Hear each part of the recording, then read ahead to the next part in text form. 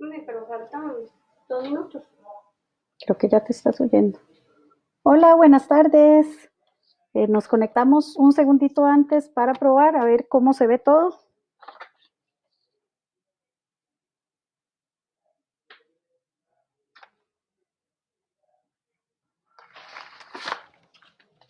¿Qué tal estamos? ¿Ya estamos conectados?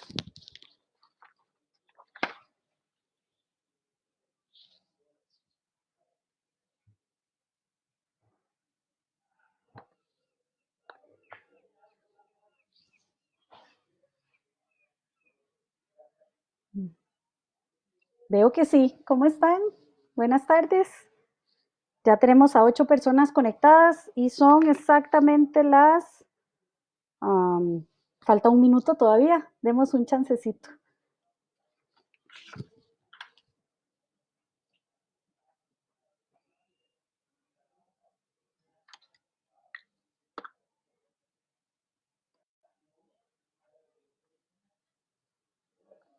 ¿Ok? ¿Estamos? Buenas tardes. Un gusto estar con ustedes hoy. Espero que podamos compartir un rato bonito. Aquí estamos alistando luces todavía porque ahorita anochece y no sé qué va a pasar con la imagen del video. Hoy nos estamos reuniendo para hablar del trastorno del espectro del autismo. Estoy súper contenta de que me hayan dado la oportunidad en un día tan importante como es el Día Mundial de la Concientización del TEA, del autismo, donde tenemos que abrirnos a conocer esta condición y a poder compartir con todas las familias y con todos los amigos las características de la misma y ver cómo vamos avanzando con esto. Mi nombre es Jimena Celedón Pérez, yo trabajo en la UNED, en el programa de educación inclusiva con los cursos de extensión. Soy la encargada de educación inclusiva, trabajamos con varios procesos que tienen que ver con la población y bueno, desde los 90 estoy trabajando con familias y con personas dentro del espectro y con algunas otras condiciones. Eh, Estoy para servirles, para lo que necesiten, con todo gusto. Pueden escribirme un correo, pueden comunicarse conmigo. Ojalá puedan ir poniendo preguntas. La dinámica que vamos a trabajar hoy es hablar un poco de la condición que es, cómo es que los profesionales en salud diagnostican esta condición y qué implicaciones tiene esta forma de ser, esta forma de comunicarse en las personas que tienen el trastorno. Eh, Vamos a empezar con las características típicas, lo que yo siempre me baso en el DSM-5, que es el manual que se utiliza para hacer el diagnóstico oficial, es el que más se utiliza en este país. Hay otros manuales, pero ese es el más usual. Y ese manual habla de algunas características típicas que ustedes van a reconocer con cierta facilidad. La primera tiene que ver con la comunicación o la interacción social. Estas personas tienen características de comunicación muy particulares, todos se comunican de formas diferentes, igual que todos nosotros nos comunicamos de formas diferentes, pero ellos tienen unas características más específicas. Eh, Vamos a hablar de, ay, déjenme y me devuelvo un poquitico, me faltó la primera hoja. Vamos a ver, qué pena. Estamos con el DSM-5. Es que aquí tengo mis forros para recordar bien lo que vamos a compartir. Lo primero que les tengo que decir es que es una condición neurobiológica, es parte de la conformación del pensamiento, del cerebro, de la forma de ser, de la forma en la que nacemos. Eh, no es una enfermedad, no es una tragedia, es simplemente una condición con la que nacemos, es una forma. El DSM-5 habla de 3 niveles y esos niveles se van a ver reflejados en cada una de las características. Vamos a saber más o menos si el estudiante está en un nivel 1, 2 o 3, dependiendo de las dificultades que tenga y de las barreras que tenga en el ambiente. Entonces, todo este proceso va a depender más de las barreras del ambiente y menos de la característica, digamos, en sí. Entonces, la primera, que era la que les estaba hablando, tiene que ver con la comunicación y la interacción social. Entonces vamos a ver características de comunicación que va a ir en diferentes niveles. Hay chicos y chicas que están dentro del espectro que tienen algunas características distintas de comunicación, ya sea que empiezan a hablar un poco más tarde o que hablan muy temprano o algunas personas que son preverbales o que no utilizan el vocabulario o la oralidad. Todas las personas, con TEA, todas se comunican, lo que pasa es que no todas se comunican de la forma en la que estamos acostumbrados, ¿verdad? No todos oralizan las cosas, pero sí es importante que ustedes sepan que existe una comunicación y que está en nosotros encontrar cuál es esa comunicación y cómo podemos apoyar para que sea más fluida, para que todos nos entendamos, para que todos podamos eh, socializar desde la comunicación que tiene cada una de estas personas. Hay características muy particulares también en la forma de hablar. Cuando trabajamos con familias, cuando trabajamos con docentes, a veces les preguntamos si ustedes oyen algo, hay una forma de hablar, hay algo que noten diferente. Casi siempre sí, casi siempre notan que hay algo diferente. Hay personas que reportan que el vocabulario es impresionante. Imagínense, es una condición neurológica que les permite a estas personas tener a veces un vocabulario fuera de lo común, que no se sabe de dónde aprendieron las palabras tan elegantes, tan bonitas, dicen a veces las familias. Eh, También hay un asunto en la entonación. Muchas veces estamos conversando con personas dentro del trastorno del espectro del autismo y notamos un acento, un algo. A mí en estos años me ha pasado muchísimas veces que le digo al chico o a la chica, ay, mi amor, ¿y usted de dónde viene? Y dice, no, de mi casa. Y yo, pero ¿qué es? ¿Viene de México? ¿Viene de Venezuela? ¿Será que es de otro país? No, no, no, niña, no. Yo vengo de mi casa. Y claro, es porque yo confundía inicialmente esta entonación, que es característica de algunas personas que están dentro del TEA, con el acento, con un acento. Entonces esa sí es otra de las características. Hay una forma muy particular en la relación social también que tiene que ver con la comunicación. Hay personas dentro del trastorno del espectro del autismo que tienen una interacción social que es más fluida o más fácil con chicos más pequeños o con adultos y conversan y todo, pero con los chicos de la misma edad hay algunas dificultades. Yo en esta parte siempre paro a las familias y a los docentes y digo, bueno, hay que preguntarse si hay características de socialización muy particular y respetando la autonomía de cada una de las personas, tenemos que ver si este chico o esta chica tiene poca socialización porque necesita espacios para sí mismo y está tranquilo o tranquila con espacios para sí mismo, o si quisiera tener una socialización distinta, pero necesita apoyo de parte de los adultos o de parte de los pares. Entonces, antes de forzar la socialización, antes de buscar que tengan muchísimos amigos o amigas, antes de intentar que ellos sean una persona que no son, preguntémosle, observemos, analicemos. ¿Ellos quieren tener un montón de amigos y tienen dificultades o están más tranquilos en los recreos, están un poco más solos, aislándose un poco del ruido por momentos y después volviendo? Y teniendo en cuenta estas características de la persona, podemos ver en qué podemos apoyar. Eh, Algo importantísimo en este proceso de comunicación es la parte de literalidad. Se me hace difícil esta comunicación unilateral, pero bueno, si ustedes quieren comentar algo, estoy para servirles con las preguntas, con todo lo que necesiten saber. La comunicación, generalmente todo el mundo brinca y dice, sí, sí, son chicos que es muy difícil que entiendan los chistes o el sarcasmo.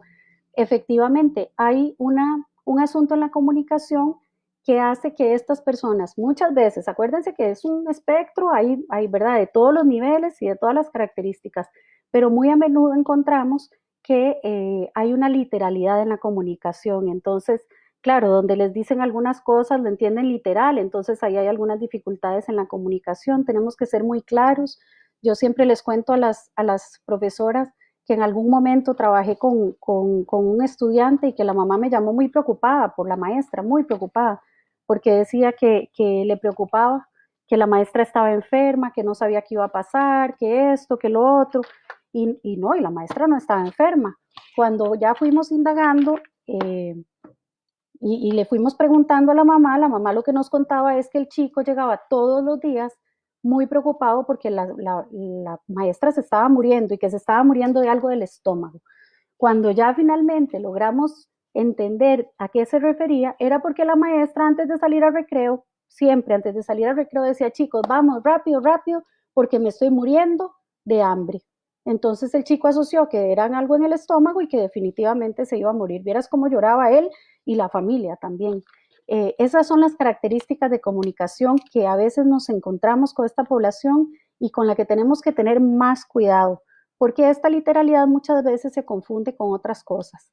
¿Qué pasa? Que si los chicos juegan fútbol en el recreo, por ejemplo, ustedes saben de palabras usuales que dicen los chiquillos cuando están jugando fútbol, que se dicen los unos a los otros, y de pronto, si este estudiante toma las cosas literales, entonces se puede enojar porque dice, no, ¿cómo? Yo soy un ser humano, yo no soy un animal de cuatro patas que tal y tal cosa. Ahí es donde vamos a acompañarlos en esta literalidad. Otra de las características de comunicación que tiene que ver directamente con literalidad y que a mí me gusta mucho compartirla con ustedes es la expresión de las emociones. Uno de los mitos que empezó en los 70, terrible, decía que estas personas no tienen sentimientos, que no sienten, que no aman, que como son tan serios, que no se comunican. Bueno, hay una diferencia en la comunicación de estas emociones, pero las emociones sí existen en esa persona. Como esto ha sido una duda que han tenido algunas comunidades desde hace muchísimos tiempos, se han hecho algunos experimentos científicos en los que se ven las ondas cerebrales y se ponen chicos neurotípicos y chicos con TEA y empezamos a ver cuáles son las emociones que se despiertan en el cerebro y las investigaciones sí definitivamente han arrojado que las emociones que se despiertan son las mismas, pero la forma de comunicarlas es diferente. Entonces, porque el chico no esté constantemente diciéndole a uno que lo ama y que lo adora, no quiere decir que no lo quiera. Esto para las mamás es importante. Ellos demuestran su amor de muchas formas, pero no necesariamente diciendo te amo, porque el amor no es concreto y no es literal, es algo muy grande y es algo difícil de entender y de explicar.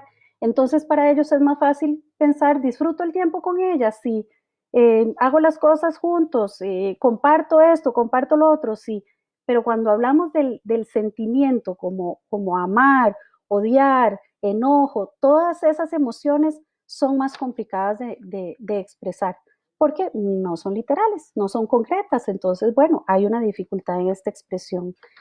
Sí, muy importante, sí sienten, sí aman, sí se enojan, sí se angustian, todo lo sienten, pero no necesariamente lo expresan. Eso es en la primera área de las características dentro del manual que hablamos del TEA. Ahí hablé ya un poquito de algunos mitos, pero conforme avance un poquito este video vamos a ir viendo algunos otros. Y recuerden que si necesitan preguntar algo, aquí estoy para servirles, cosas como súper concretas, yo feliz, ahí les voy dando apoyo. La otra característica es que esta población presenta patrones restrictivos o repetitivos. Estos patrones pueden implicar diferentes cosas, ya sea los movimientos repetitivos o estereotipias, o en inglés se le dice stimming, que son estos movimientos constantes que hacen que ustedes ya han visto. Hay chicos dentro del espectro que tienden a mecerse mucho, hay unos que hacen el aleteo, hay otros que de pronto estamos viendo que caminan para allá y para acá y para allá y para acá, algunos otros que disfrutan dar vueltas sobre su propio eje, y hay otros que han ido desarrollando algunas conductas que no se notan tanto tal vez, pero que también tienen que ver con estas estereotipas, con este movimiento repetitivo. ¿Qué pasa con este movimiento repetitivo? Que es la conducta que utilizan estas personas, estos chicos y estas chicas, para bajar los niveles de ansiedad. Cuando el movimiento se repite mucho y muy rápido es porque los niveles de ansiedad están un poco más altos. Y ellos utilizan este movimiento para bajar los niveles de ansiedad. Yo sí les digo mucho a las maestras, a las mamás, a las familias, si hay algo que a su hijo o a su hija o a su estudiante le baja los niveles de ansiedad y usted insiste en que pare de hacerlo, lo que está haciendo es subiendo esos niveles de ansiedad y no permitiendo que tenga un escape hasta que, ¿verdad? Hasta que llega a un nivel en el que ya es inaguantable. ¿Qué hacemos nosotros? Nosotros recomendamos que si tiene los movimientos, que los haga, que los disfrute, que los viva, que si está aleteando, que aletee todo lo que necesite aletear hasta que llegue un momento en el que tenga un poco más de paz, en que le baje esa ansiedad. muchas veces tratamos de limitar estos movimientos y estas estereotipias por el qué dirán, porque nos están viendo. Bueno, eso lo tenemos que ir acabando. Ellos tienen derecho a aletear, ellos tienen derecho a tener conductas que les permitan relajarse. Yo siempre hago la línea con profes, con familias. Ellos tienen derecho a expresarse, a tener las conductas que necesiten tener para poder bajar sus niveles de ansiedad. La única razón por la que uno debería de intervenir es si esa conducta está poniéndolo en peligro a él o a ella o a alguien más. Si una de estas conductas es, por ejemplo, que ha pasado también golpearse contra la pared con la cabeza, ahí sí, tenemos que ver cómo intervenimos y tenemos que ver cómo buscamos alguna alternativa. Pero si la conducta no está poniendo en peligro a la persona ni a las otras personas, dejémoslos ser, dejémoslos expresarse y poder relajarse de la manera en la que ellos saben relajarse. Vamos a ver, tengo aquí algunos comentarios de compañeras. Está Pamela, está Silvia, ahorita conversamos de los adultos. Lindísimo, sí, sí puede existir un diagnóstico en adultos. Interrumpo un poquitico para decirles que definitivamente muchas personas adultas logran entenderse a partir de un diagnóstico después de que hijos, sobrinos, familiares hayan pasado por este proceso, y es realmente uno se siente un poco liberado, como que ya el doctor, ya el psiquiatra le dice a uno, es esto, y uno dice, claro, es eso, y ya lo puedo vivir y ya lo puedo disfrutar de maneras diferentes, en lugar de sentirme tan presionado, ¿verdad? Silvia habla del hijo de 10 años, vean que ella comenta los niveles también, los niveles dependen de los requerimientos de apoyo y de las barreras del entorno. Eh, bueno, el proceso de lectoescritura, ella menciona que se le ha complicado un poco, y el proceso de lectoescritura definitivamente tiene que ver con la comunicación. Entonces, es usual que estos chicos tengan algunas dificultades. Lo importante es igual darles a ellos el tiempo que requieran para hacer las cosas y saber que existen alternativas y que existen apoyos. Si él todavía no ha podido aprender a leer y escribir de la forma en la que se esperaría para la edad o para el nivel, se pueden implementar apoyos que le permitan el tiempo necesario para pasar por este proceso. A veces hay chicos que no pasan por el proceso y también se les dan los apoyos necesarios para que vivan una vida plena siendo quienes son ellos y no tratando de forzarlos a cosas que realmente, bueno, si hay un proceso de comunicación ahí que es atípico, bueno, eso es lo que es, y tenemos que vivir disfrutando la realidad de nuestros chicos y nuestras chicas y dando los apoyos para que puedan vivir una vida plena.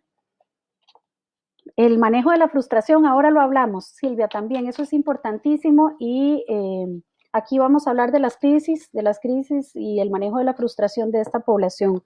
Voy a acelerar un poco la parte de las estereotipias y el movimiento repetitivo. La otra característica muy importante dentro de estos movimientos repetitivos y restrictivos está las rutinas. La gran mayoría de esta población requiere de rutinas establecidas que les dan seguridad, que saben qué esperar. Entonces, una de las recomendaciones más usuales es tratar de hacer unas rutinas establecidas, que ahora estuvimos conversando en otra comunidad de lo que está pasando actualmente y de cómo todas las rutinas se rompieron. Bueno, con esta población tenemos que empezar rutinas nuevas, tratar de conocerlos bien y de saber qué nos puede servir. Yo le decía a una mamá, bueno, él lo que necesita es levantarse, bañarse y ponerse el uniforme, pues que se ponga el uniforme, no pasa nada. Podemos ceder en eso y simplemente que entonces después trabaje en casa y tratar de buscar es restablecer una rutina que les sirva a ustedes a nivel familia y que le empiece a dar seguridad también al chico o a la chica. Adriana, sí se pueden diagnosticar adultos. Podemos hablar más adelante de quién diagnostica. Ahora les voy a contar y cómo diagnostica. Las últimas dos características oficiales del manual de DSM-5 son que estas características, este trastorno está presente desde que se nace, toda la vida. No es que de pronto aparece este trastorno, desde que se nace existe. Sí pasa que hay familias que lo notan más adelante, incluso en la adolescencia o, como dicen ustedes, en la adultez. ¿Por qué? Porque bueno, cuando uno es mamá tiene 1 o 2 o 3 hijos y no ha visto la evolución, como las docentes, por ejemplo, de cientos de estudiantes, y ahí es donde se detecta que hay algunas características atípicas.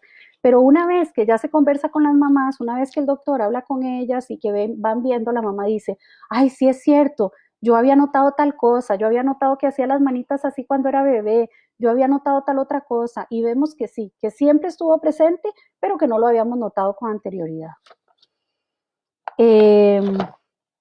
Vamos a ver, otra de las cosas que a mí me gusta mucho hablar en esta temática y que no es que sea directamente relacionada al trastorno del espectro del autismo, pero que sí, más del 90% de las personas con trastorno del espectro del autismo presentan también una alteración a nivel sensorial o una diferencia a nivel sensorial. Y eso es importante que lo conversemos porque a veces no entendemos muy bien qué está pasando con ese chico o esa chica y es porque no nos logramos poner en los zapatos de esa persona porque no sentimos, no vivimos y no procesamos de la misma manera.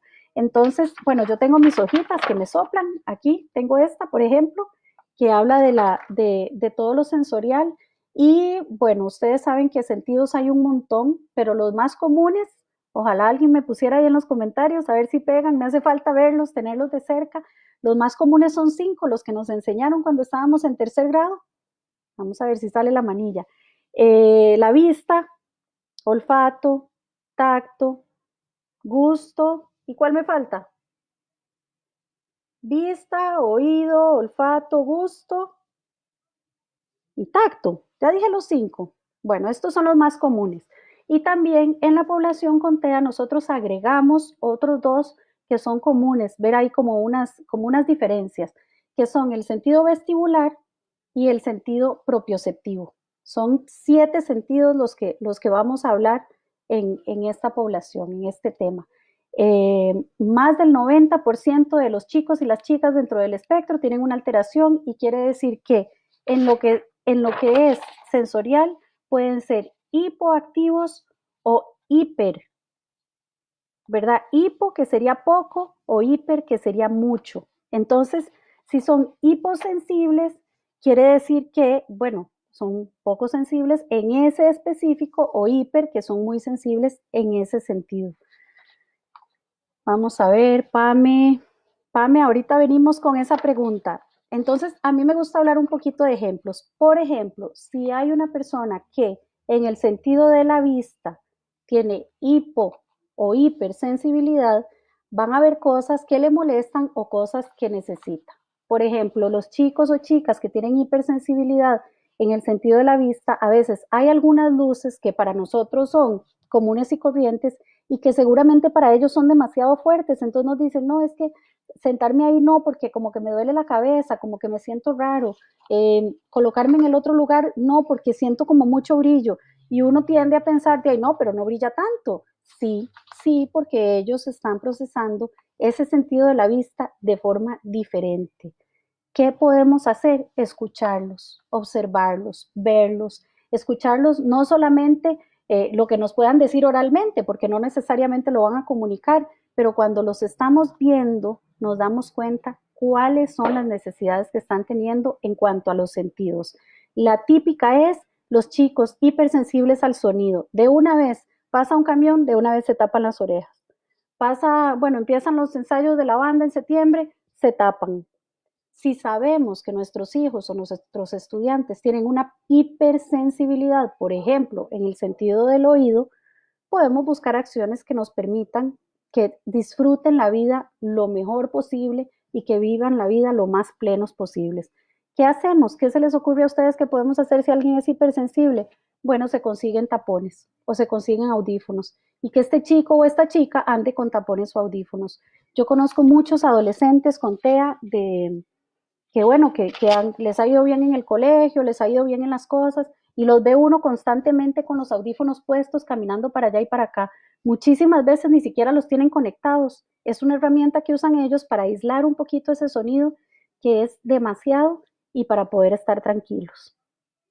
En ese sentido, bueno, es que voy a 1000 por hora, pero cada uno de los sentidos tiene sus características que son hipo o hiper y tenemos que observar.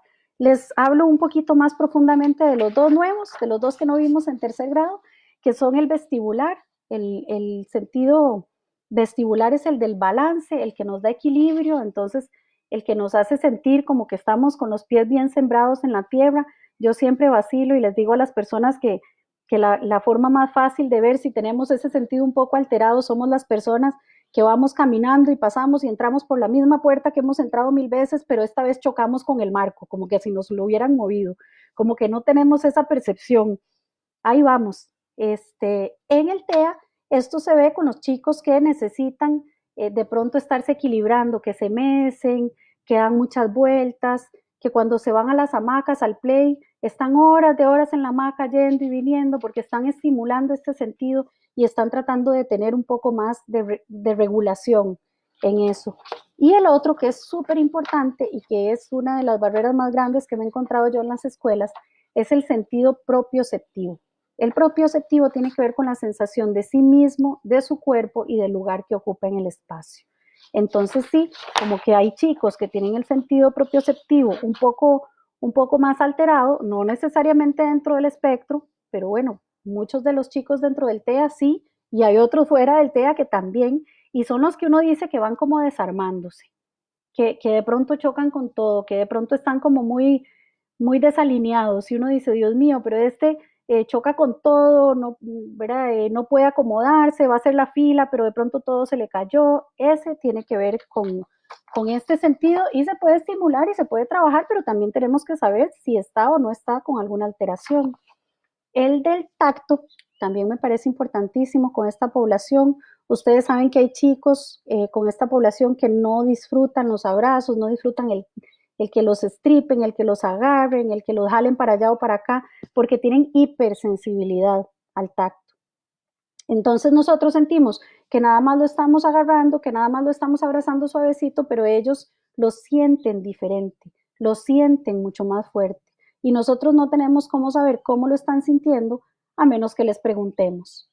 ¿Te gusta que te abracen? ¿No te gusta que te abracen? Si yo voy a abrazar a un chico y de una vez pega brinco y se hace para atrás, yo sé que es hipersensible y que no le gusta. ¿Para qué lo voy a ir a abrazar? Le voy a dar su espacio y yo sé que me aprecia aunque no lo comunique de la forma que yo estoy acostumbrada. Entonces, en cuanto a los sentidos, queda mucho que decir, pero por lo menos para que ustedes se lleven una idea de que hay que ponernos a revisar qué sienten, cómo lo están viviendo y respetar quiénes son ellos y también dar los apoyos que requieran si los requieren. En los procesos vamos a ver, de comunicación, a mí también siempre me parece importante decirles que eh, si ustedes, bueno, si cuando nosotros nos damos cuenta que definitivamente hay una comunicación atípica, también tenemos que implementar las formas en las que podamos abrir canales de comunicación. Muy a menudo esta población, solo las instrucciones orales o el hablar o las palabras en sí no tienen el mismo sentido que tendrían para otras personas más típicas o neurotípicas. Entonces, al complementar la comunicación con otros canales, podemos ampliar la posibilidad de que nos estemos entendiendo, de que la persona me entienda a mí y yo le entienda a la persona. ¿Qué hacemos? Bueno, complementamos con diferentes formas. La forma más usual en la población, se las traje aquí, y si gustan les puedo pasar la página donde se pueden conseguir. La forma más usual es usar pictogramas. ¿Los ven? Con solo tener un dibujo de las cosas que vamos a hacer o de las acciones que esperamos, ya la comunicación se vuelve muchísimo más fluida. Y eso nos pasa con chicos dentro del trastorno del espectro del autismo de cualquier nivel y de cualquier condición, porque a veces las mamás dicen, no, si el mío va a 1000 por hora, si el mío esto, el mío lo otro, sí, pero cuando complementamos la comunicación desde 2 vías es muchísimo más fácil, porque ellos, aunque tengan muy alto nivel de funcionalidad, siempre tienen una alteración en la comunicación, siempre el complementar va a ayudar. Eso en cuanto a comunicación. Recuerden que me pueden escribir más adelante, les mando material, todo lo que necesiten. Voy con uno de los temas más duros y tal vez pueden apuntar ahí los segundos y los minutos por si acaso quieren compartir con algunas mamás. Dentro del trastorno del espectro del autismo hay un proceso que se complica para la crianza, que son las crisis, los momentos en los que se frustran, en los que hacen lo que decían antes las abuelitas, pataletas o berrinches. Dentro de esta población existe eso. Como hay una alteración sensorial, como hay una percepción de la comunicación distinta, como hay un montón de información en el mundo, llega el momento en el que el cerebro queda repleto y tiene que botar eso. Entonces pasan pasan estas cosas, pasan estas acciones de frustración, pasan estos berrinches o estas cosas o esto que se tiró al piso o que se puso a gritar, pero es importante que sepamos con esta población la diferencia que hay entre un berrinche, como se hablaba antes, una pataleta o una mala crianza que también dicen de un chico que quiere conseguir algo que quiere y que usa algo así como para llamar la atención o para conseguir lo que quiera, y una crisis sensorial que presenta una persona con trastorno del espectro del autismo causada por una sobrecarga sensorial. Es total y completamente diferente un berrinche o pataleta de una crisis sensorial. ¿Cuál es el tortón? Que desde afuera se ve igual. Desde afuera yo lo veo igual. Yo veo al chiquillo en el supermercado en el piso, que de pronto bota algunos productos. O veo el chiquillo en el bus tirado en el piso y uno dice, ay Dios mío, se va a ensuciar todo. Se ve, desde afuera se ve igual, pero desde adentro no es lo mismo. Entonces tenemos que empezar a detectar, a ver qué cosas pequeñas podemos observar para saber si es una crisis sensorial o si no es una crisis sensorial. Entonces, la clave está, vamos a ver, no es tan fácil, pero uno se va entrenando. Y la clave está en que una tiene que ver con una decisión que toma la persona y otra tiene que ver con una crisis a nivel cerebral. Entonces, por ejemplo, la rabieta, voy a usar la palabra rabieta, que suena como menos que pataleta, menos coloquial. Las rabietas tienen origen que uno lo puede detectar. El origen fue que el chico o la chica me pidió un helado y yo no se lo compré, que me pidió un juguete y yo no se lo di, que me pidió el control remoto o que lo dejara jugar un poco más los juegos de video y yo dije que no. Ese es el origen de una rabieta. Y cuando el chico o la chica consigue lo que estaba pidiendo, yo le digo, ay no papito, tome el helado. Ahí se levanta y sigue la vida, como si nada. En el caso de una crisis sensorial, no se termina así. No es que yo le digo, ay no, mi amor, tome el helado, tome la tableta, tome el YouTube y se va a acabar. No, una crisis sensorial es una crisis adentro, que el chico no tiene la capacidad de simplemente decir, bueno, ya no más, me levanto y ando. Estas crisis eh, suceden cuando hay demasiada información sensorial, cuando están sobrecargados. Ellos cuando entran en este momento no están pendientes de si hay peligro, no hay peligro, que si hay vasos cerca, que si me puedo lastimar. No se pueden calmar por sí mismos aunque quieran en el momento y dicen, no, yo voy a tratar, pero esa crisis sigue y ellos no logran calmarse solitos, no están en control, ¿verdad? Uno ve que no es como otros chicos que lo ven a uno de reojo a ver qué está haciendo uno, que la mamá dice, bueno, me voy y se va al supermercado, el chiquillo se levanta y se va. No, en estas crisis el chico está en crisis y ahí se quedó y ahí pasó la crisis. Es importante saber la diferencia porque tenemos que saber cómo intervenir. Hay otras características que podemos hablar en algún momento más adelante, pero si no ya se me va muchísimo el tiempo. Estas crisis se puede hacer algo, sí, sí se puede hacer algo. Es complicado, a veces es un poco complicado, pero lo mejor que se puede hacer es prever esta crisis. Si sabemos que hay algunas cosas que lo sobrecargan a nivel sensorial, vamos a tratar de ver qué es lo que está pasando antes de la crisis y cómo podemos cambiar eso. Eso en términos de la crisis. Ahora voy a hablarles de los mitos más comunes que tenemos con esta población. Yo sé que vamos a 1000 por hora, de verdad que comuníquense conmigo cualquier cosa. Yo súper contenta de poder compartir con ustedes cosas más puntuales, más específicas.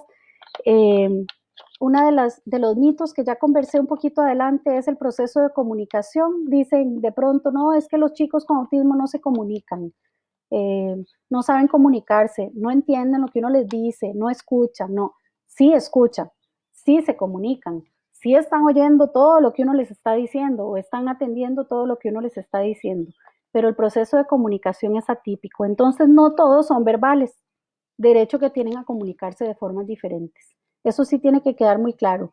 No es cuestión de forzar una comunicación donde el chico se comunica de forma diferente.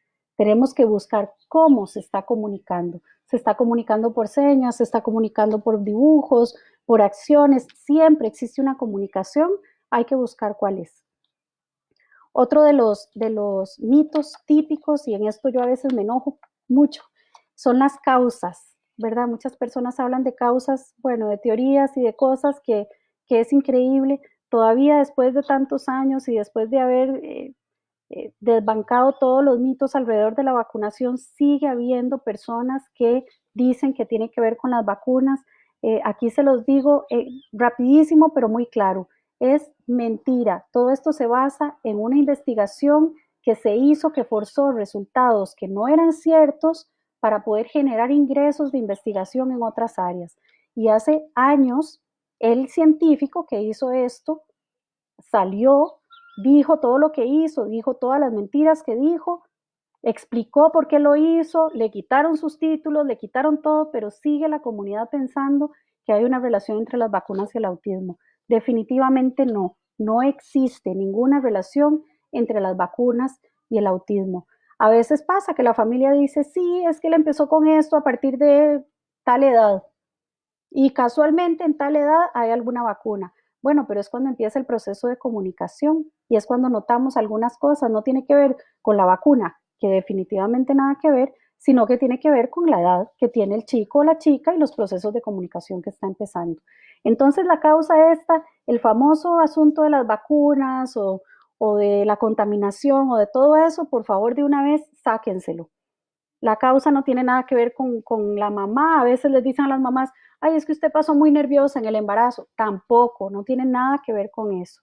¿Qué son las últimas investigaciones? Las últimas investigaciones dicen que existe digamos, un marcador genético que tiene que ver con eso, que es como bueno, como el color de ojos, el color de pelo, no en mi caso, sino en otros casos, como algunas otras características que sí, que puede haber un cargador genético ahí, pero ¿qué es lo que es? El chico nace con TEA, es parte de quién es él, de la forma de procesar y listo. Y eso me lleva al otro mito, que tiene que ver con la cura. Las personas que andan viendo a ver qué le venden a uno o de qué lo convencen a uno para curar. Pero cuando ya nosotros nos damos cuenta que el TEA es parte del ser, parte de la persona, que es simplemente algo que así se nace, que eso es lo que es, no puede haber cura porque no es una enfermedad, es una característica de la persona con la que se nace. Entonces, si no es una enfermedad y en el caso de las condiciones de discapacidad y las condiciones psicosociales, no se habla de enfermedad, es una condición, es algo que es y que existe. Entonces, toda la gente que nos está vendiendo curas mágicas, no sé ni hacia dónde van, porque no hay enfermedad ahí que se pueda curar. Y dentro de este tema está también un tema que nos preocupa mucho desde el colectivo y que nos ha preocupado mucho hace tiempos, que tiene que ver con las dietas. Hace, hace unos meses, bastantes meses, hace tal vez unos años, han habido personas que están tratando de vender o de compartir o de decir que de alguna manera unas dietas especiales pueden curar esta condición. Primero ya vimos que no hay cura porque no hay ninguna enfermedad ahí. Simplemente es algo que es. Entonces, cuando estamos escuchando personas que nos prometen curas, ya tenemos ahí que dudar desde el principio porque bueno, ya lo hablamos, ¿verdad? Pero también a mí me preocupa muchísimo que estas personas que están tratando de vender curas mágicas a través de las dietas, a través de otras cosas también, pero en este caso que está pasando mucho acá, a través de las dietas, llevan a las familias primero a gastos impresionantes, pero además las llevan en un proceso terrible en el que primero empiezan a eliminar, por ejemplo, los azúcares y por supuesto los chicos empiezan a comportarse un poco mejor, que el chico no se comporta un poco mejor cuando bajamos los niveles de azúcar y se los van llevando y amarrando y amarrando y amarrando hasta que al final de unos 6 meses están tan comprometidos que son capaces de invertir hasta lo que no tienen. Entonces hay que tener cuidado, no existe ninguna dieta, no existe ninguna enzima, eso no está comprobado científicamente por ningún lado. Cuando nosotras como colectivo hemos investigado hasta las últimas, hasta ir al autor de lo que dijo, hasta la investigación primaria, no existe ninguna prueba científica que avale esto. Esto es importante.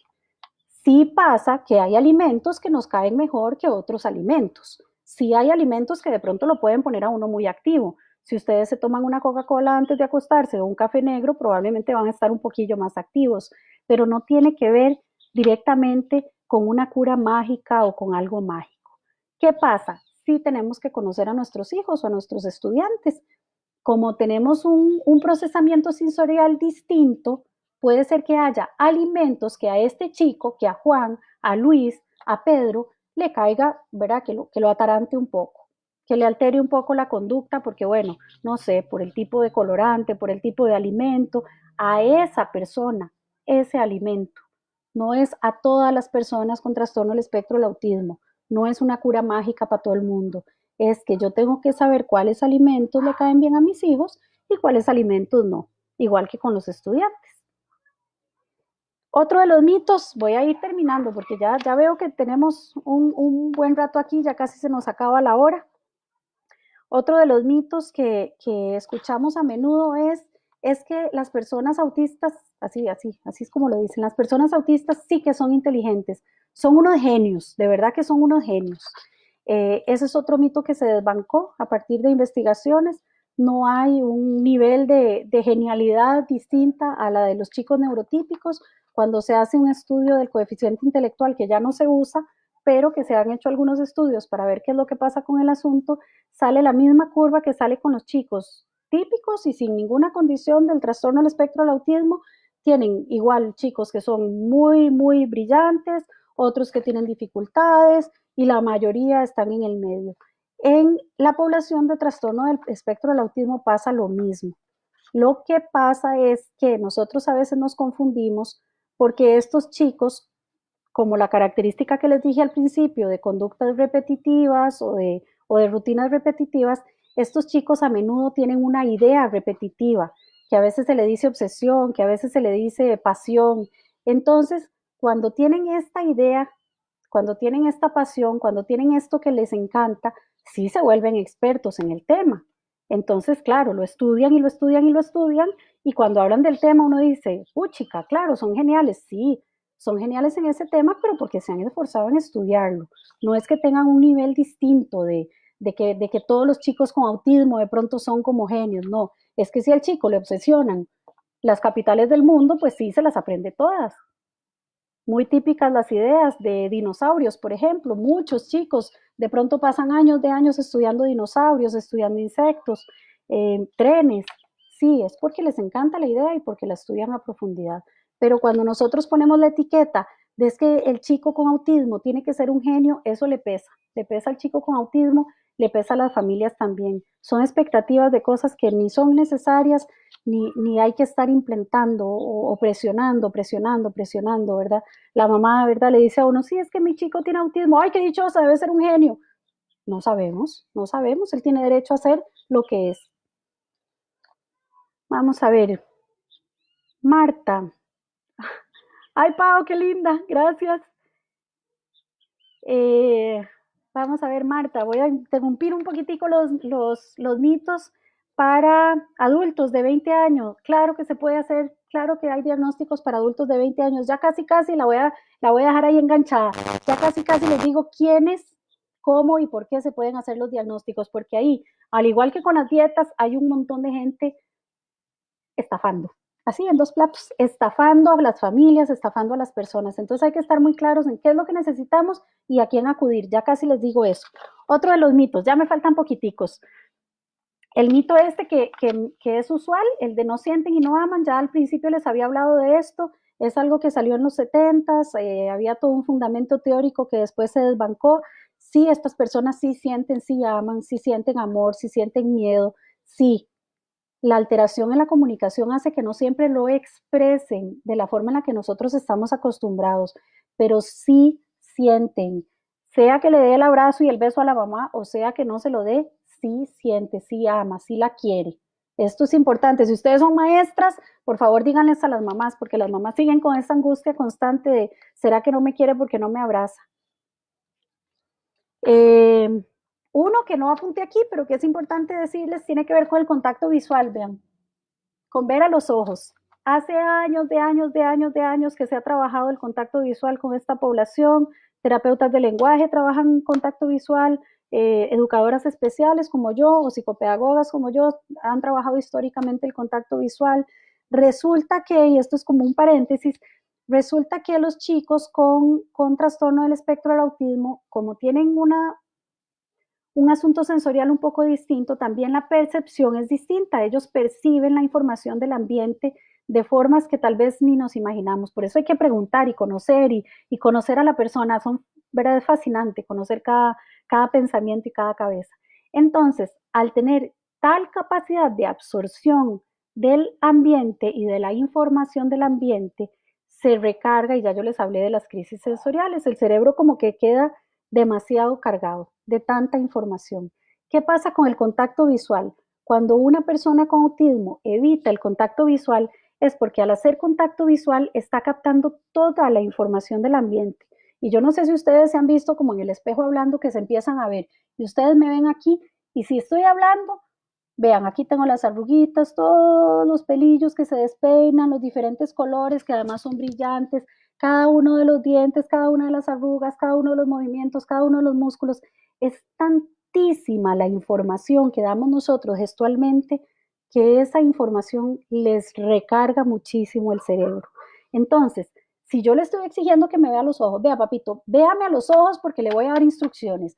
El chiquillo me está viendo a los ojos y está captando toda esa información y yo todavía quiero que ponga atención a lo que yo digo. Hágame el favor y se va y me trae el cuaderno o me lava los platos o recoge la ropa.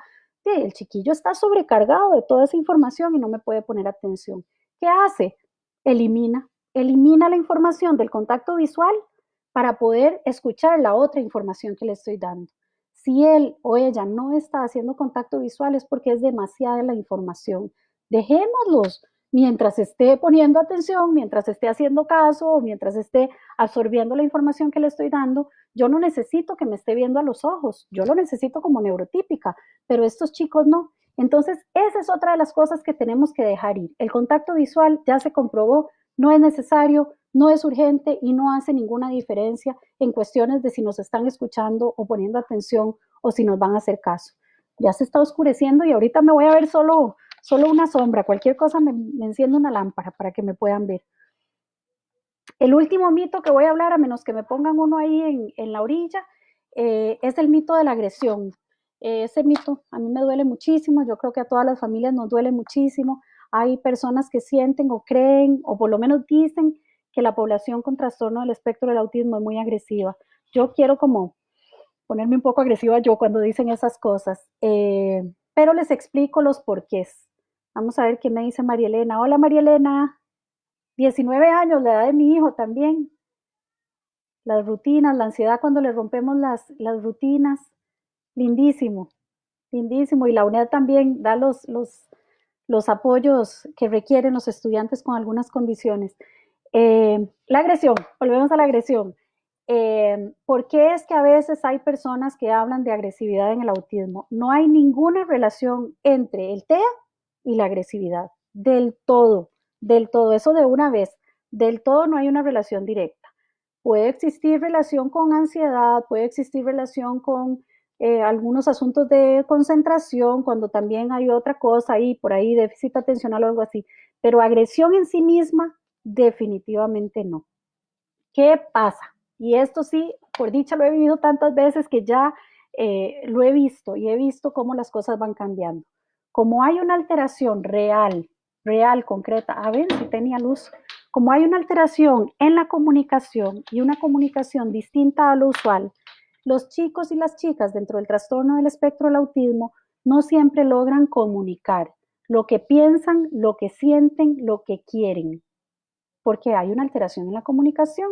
Entonces, a veces están sintiendo a nivel de información sensorial cosas, a veces están viviendo cosas que no saben cómo procesar. Y esto, uno de los últimos chicos con los que trabajamos, con los que trabajé muy de cerca porque estaba teniendo algunas conductas complicadas, eh, estaba sintiendo muchas cosas, estaba sintiendo agredido, estaba sintiendo presión constante, estaba sintiendo acoso, se estaba sintiendo total, completa y absolutamente acosado y acorralado. Y como no tenía un proceso de comunicación en el que él pudiera decir lo que estaba sintiendo, la única forma que tenía de salir de ese dolor, de esa sensación, era de ahí pateando y corriendo. Por eso es que a veces vemos algunas conductas en esta población que sentimos que tienen que ver con agresión, pero de verdad que 20 y pico de años después, yo sé que no se me nota, pero desde los 90 hemos he estado trabajando con esta población. Cuando ellos y ellas ponen palabras a sus sensaciones o a sus sentimientos, bajan los niveles de impulsividad o de agresión. Cuando logran poner, tal vez no palabras literalmente, cuando logran comunicarlo de la forma que lo tengan que comunicar. Entonces, ¿qué pasa? Tenemos que buscar la forma en la que puedan comunicar lo que sienten, lo que piensan, lo que están viviendo. Con este chico tendía a dar patadas, era lo más usual, dar patadas. Yo me di cuenta que él estaba sintiendo enojo, pero él no sabía que era enojo. Me di cuenta que estaba sintiendo frustración y él no sabía que era frustración, simplemente sentía algo en el cuerpo y él no sabía lo que estaba pasando ahí. Y entonces reaccionaba como reaccionaba hasta el momento en que pudimos practicar y yo le dije, bueno, yo necesito saber cómo sentís vos el enojo, entonces vamos a jugar, vamos a hacer algunas cosas y yo dentro de un ratico te voy a enojar y te vas a enojar un montón y necesito que me digas qué sentís. Ya yo lo voy llevando de la mano hasta que él, bueno, yo le hice una trastada, sí, se enojó un montón, sí.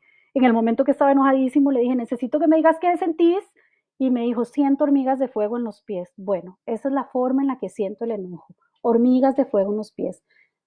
Al ratito, bueno, ¿qué te parece si cada vez que sentís hormigas de fuego en los pies me decís estoy enojado? Y con ese proceso bajan los niveles de agresión, casi que por completo, de verdad. Cuando hay un proceso de comunicación en la que pueden expresar lo que sienten, lo que piensan o lo que están viviendo, los niveles de agresividad bajan totalmente. Vamos a ver. Gracias, Kay. Mañana 36. Ah, yo pensé que era como de la edad de mi hijo, pero no, eso fue hace mucho tiempo. El apoyo, claro, el apoyo familiar y las redes de apoyo es lo más importante. Yo ahora les cuento un poquillo más, pero vamos a seguir porque las tengo en ascuas con un par de cosas. Esos son los mitos que tengo aquí como apuntados, que son los más usuales. Igual si ustedes tienen dudas, si hay cosas que les dicen y ustedes sospechan que como que no pareciera que sean tan ciertas, pregúntenme, conversemos, comuníquense conmigo por correo, busquemos la forma de conversar del asunto y yo les prometo que todo lo que les estoy diciendo está basado en de verdad un estudio científico profundo. Nosotros tenemos un equipo de trabajo con esta pasión del TEA en la que estamos constantemente buscando investigaciones, estamos creando, estamos analizando. Cada vez que nos dicen alguna cosilla que suena sospechosa, nos vamos a las fuentes primarias. Entonces, con toda confianza, de verdad. Uy, acaba de pasar el gato al frente, lo siento. Los chicos sí sabían que no podían entrar, pero el gato no. Vamos a hablar del diagnóstico. Hola Isa, gracias, gracias, sí, qué dicha, qué bueno verla. Bueno, verla y la foto. Vamos a hablar del diagnóstico mientras camino alrededor de mi cuarto. Espero que no vean la cama extendida para prender la luz. Qué pena. Diagnóstico. ¿Quiénes pueden diagnosticar? A veces también nos dicen algunas cosas, nos recomiendan algunas otras cosas que de pronto dudamos, que de pronto no sabemos si están bien o no están bien. Aquí no. Vamos a ver. Ahí, ¿verdad? Ya me ven de nuevo. Ok. En ese sentido, es importantísimo que sepamos la diferencia entre diagnosticar, apoyar, acompañar. Diagnosticar. Diagnosticar el trastorno del espectro del autismo solamente un profesional de la salud que sea psiquiatra o neurólogo o neurodesarrollista, tiene que ver con el neuro, las dos cosas. Solo estos tres especialistas pueden hacer un diagnóstico oficial, real, sellado y firmado, nada más. El resto de los profesionales, que a veces con muy buenas intenciones y a veces no tanto, lo que podemos hacer es acompañar procesos que necesitemos llevar. Entonces, es súper importante que estemos claros en eso porque de verdad que los gastos de las familias y de las personas que tienen trastorno del espectro del autismo aumentan muchísimo, ya de por sí las terapias, ya de por sí la condición, ya de por sí las citas, ya de por sí todos los ajustes que hay que hacer a nivel familiar, general, yo qué sé, tutores, implican un montón de gasto. Y además encima a veces hay profesionales que nos venden ideas que no necesariamente son las más correctas. Entonces, si necesito un diagnóstico, voy al psiquiatra, neurólogo o neurodesarrollista. ¿Qué es lo mejor? Lo mejor es irse para el EVAIS. Para el EVAIS con referencia, para el EVAIS corriendo, para que de una vez lo manden a uno al hospital de niños y para de una vez tener eso ya listo. El EVAIS, bueno, el proceso con la caja a veces es un poco más lento y hay papás o mamás o familias que prefieren, paralelo a este proceso con la caja, llevarlo a otros profesionales privados. Hay unos buenísimos, buenísimos. súper linda la experiencia, pero recuerden que tienen que ser de esas profesiones. No vayan a buscar a otros profesionales para un diagnóstico. Y ahora sí les cuento de los otros profesionales. Giselle, podemos conversar un poquillo más de cerca también con esto de 3 años. Les cuento que una de las profesoras de mi equipo se llama Karen Rodríguez, que es la que ha escrito y donado los manuales para familias que están en el CENAREC, que son súper lindos para familias sobre todo que están ya creciendo. Ya sacó el manual para mujeres también y adolescentes. Eh, con ese enojo hay que tratar de diferenciar si es un enojo, si es una crisis sensorial, y tratar de ver de dónde viene, qué es lo que pasa antitos de ese enojo, y además tratar de ponerle palabras o figuras a las sensaciones que está viviendo.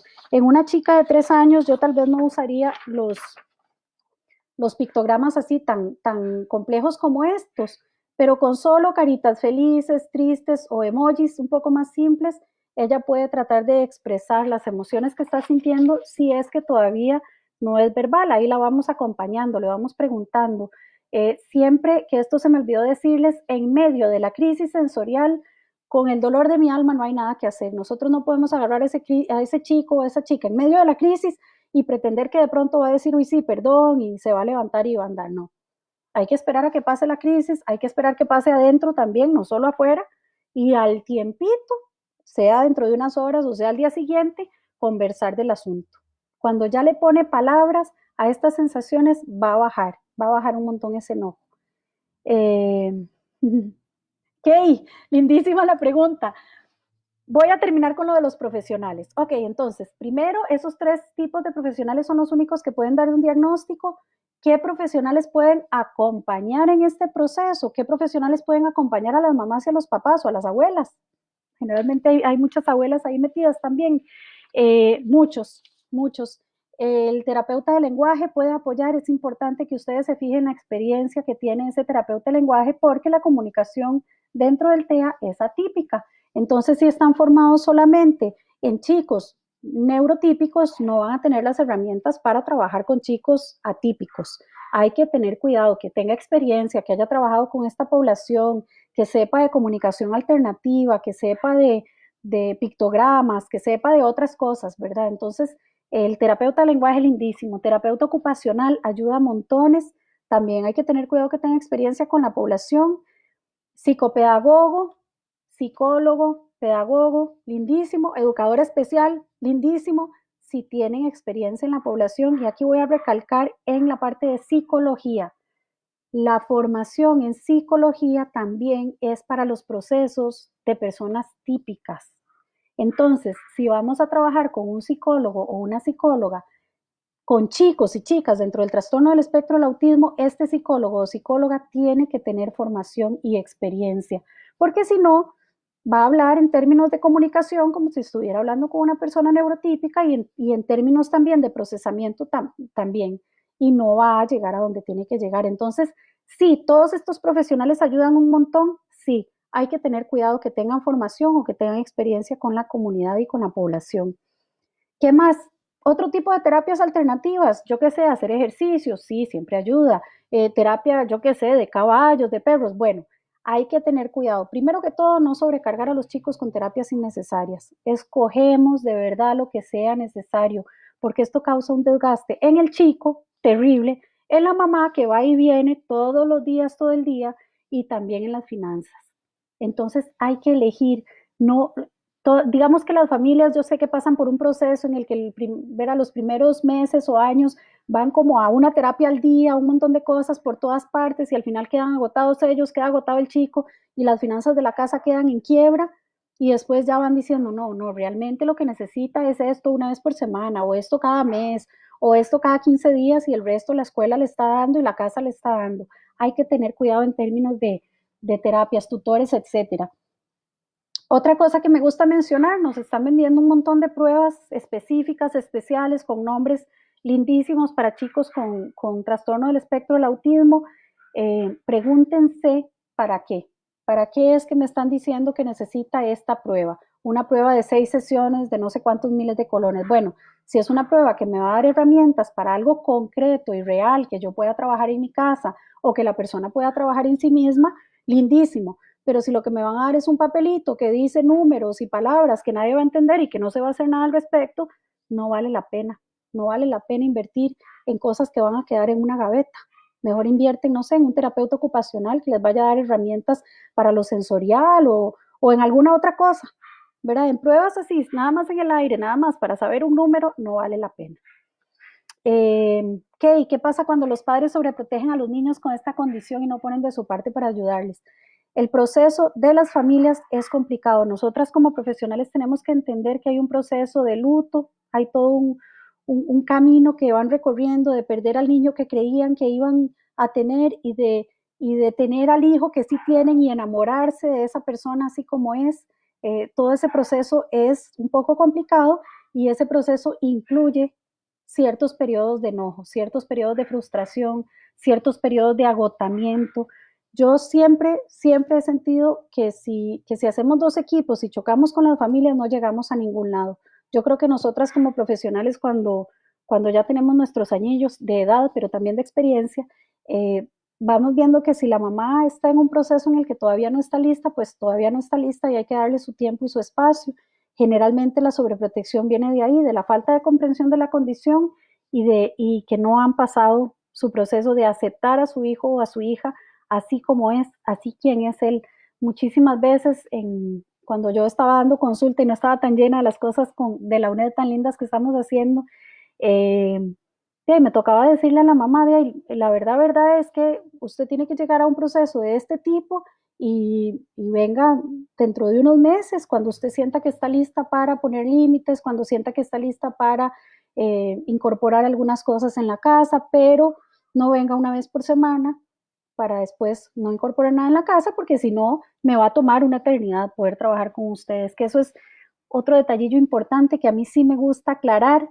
Las terapias eternas no están funcionando. Si ustedes como familias o como terapeutas no ven resultados en 2, 3, 4 sesiones, empezar a ver realmente resultados es porque la cosa no está funcionando. Son muy pocas las personas que llegaron a mi consultorio más de 6 veces, porque si ellos en 6 sesiones en las que se trabaja con los papás y con la persona y dando recomendaciones para la casa, si no hay un cambio, una mejora, un acompañamiento que de verdad signifique algo, es porque no, es porque yo como terapeuta no estoy funcionando con esa familia o la familia no está lista o yo no soy la persona y no es justo estar cobrando y cobrando y cobrando y no ver avances.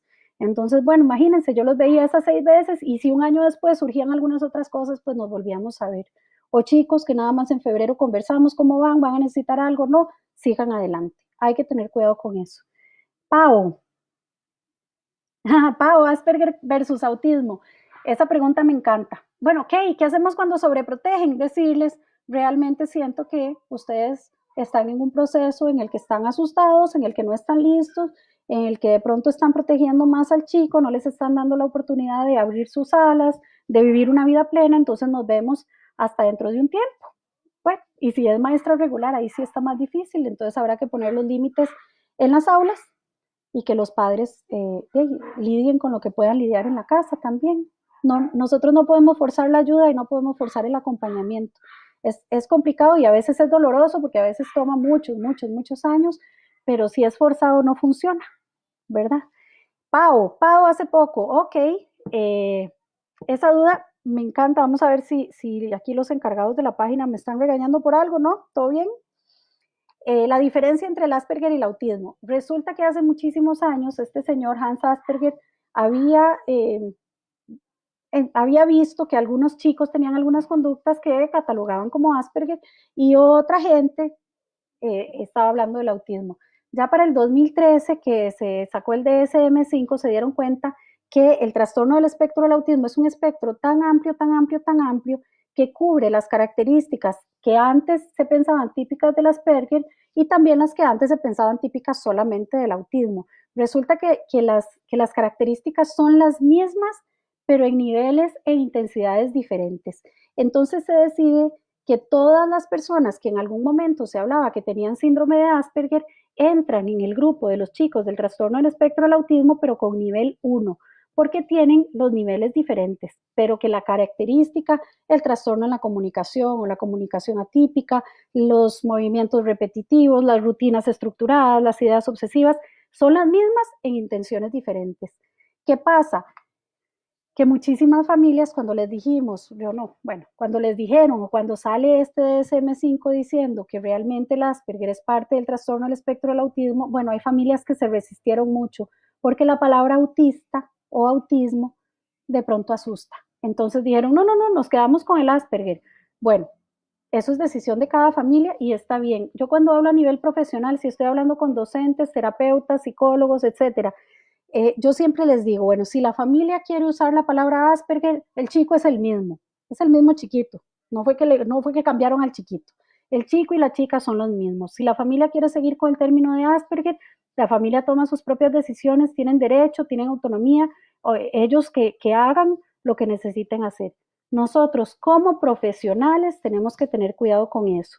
Si a mí me llega un diagnóstico de un profesional que me está hablando de Asperger, ya yo sé que ese profesional, por lo menos desde el 2013, no se ha leído mucha cosa.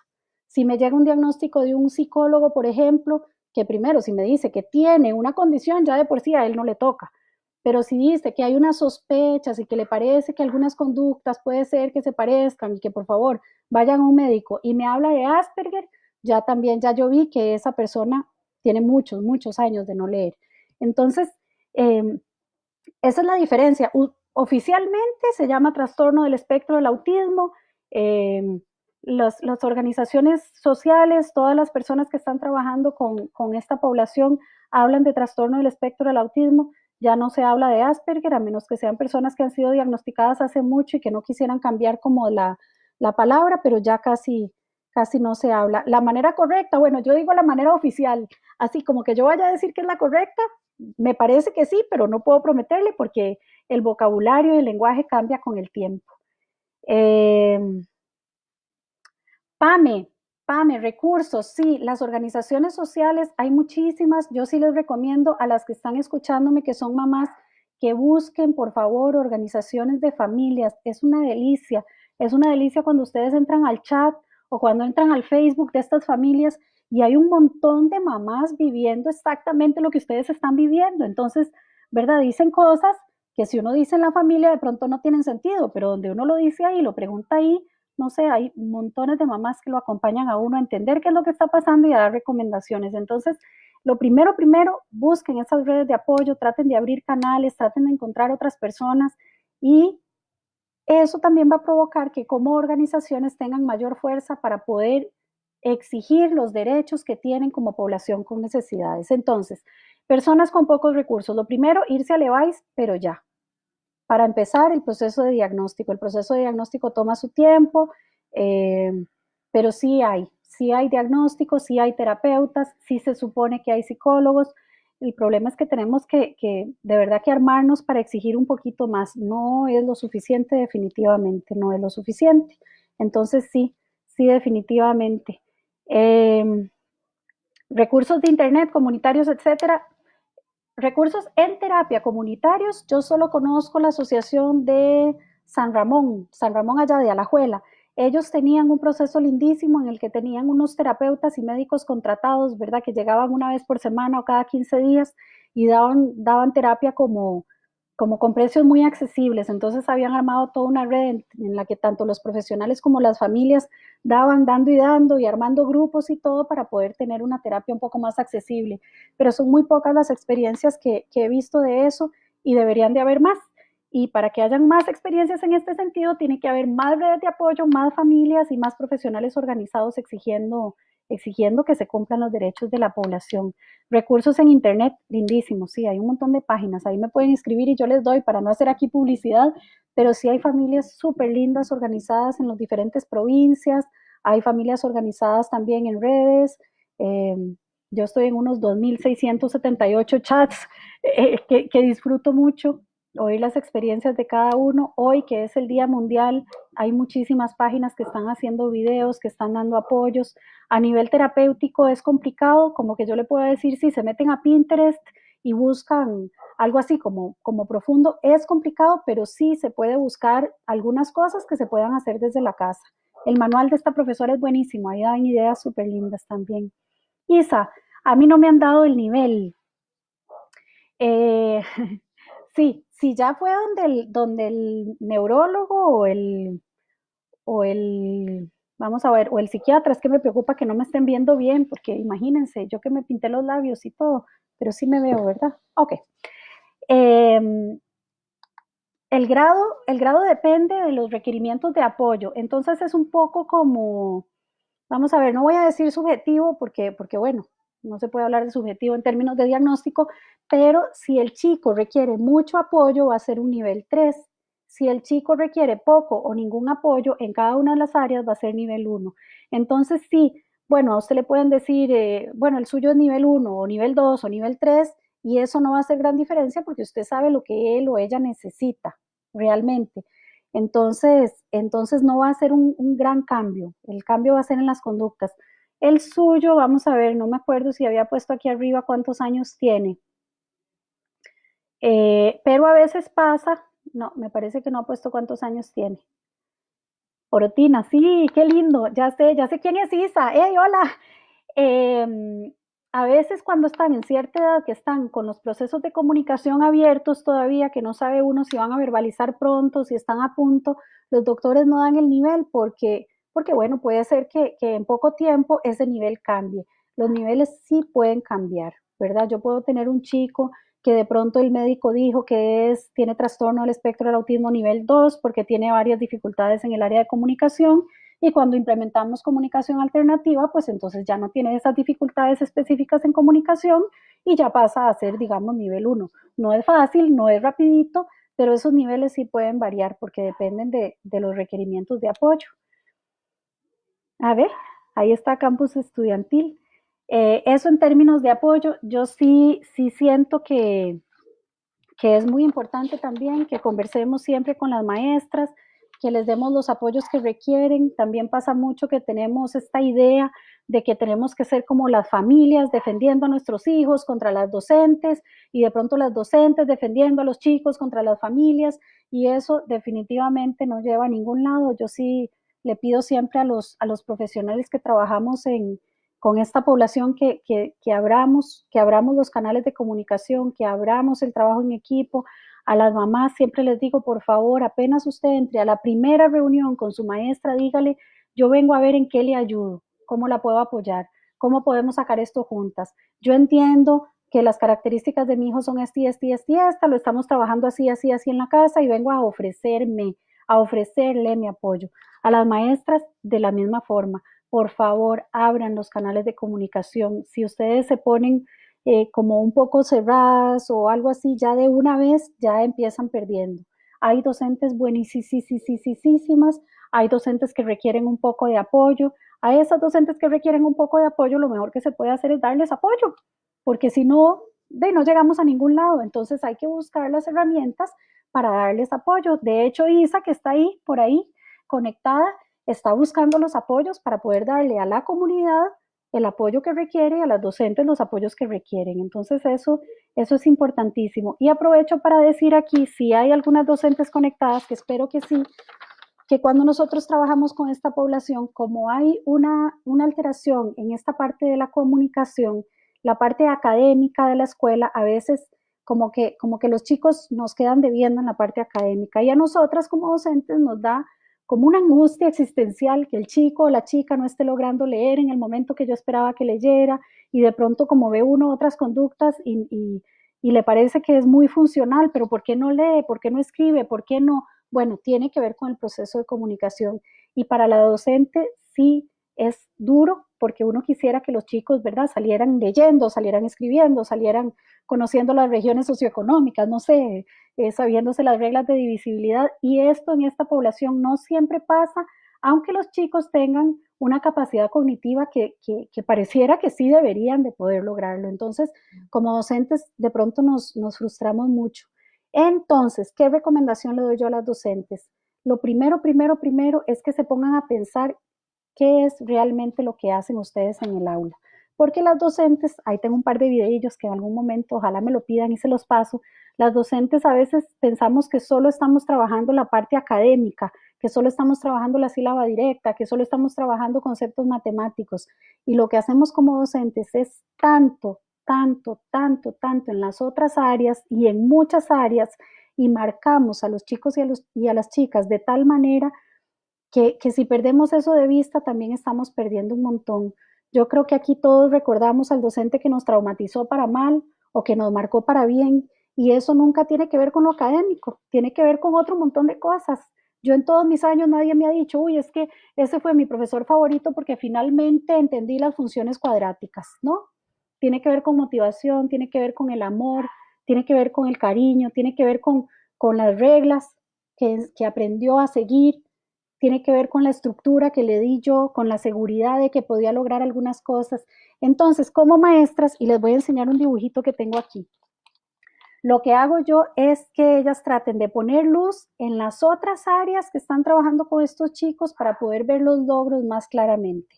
¿Por qué? Porque en el área académica los logros van a llegar cuando este chico llegue a un proceso de comunicación suficientemente funcional, que le permita llegar a lo académico. Pero ustedes trabajan también, vamos a ver si se ve, para acá.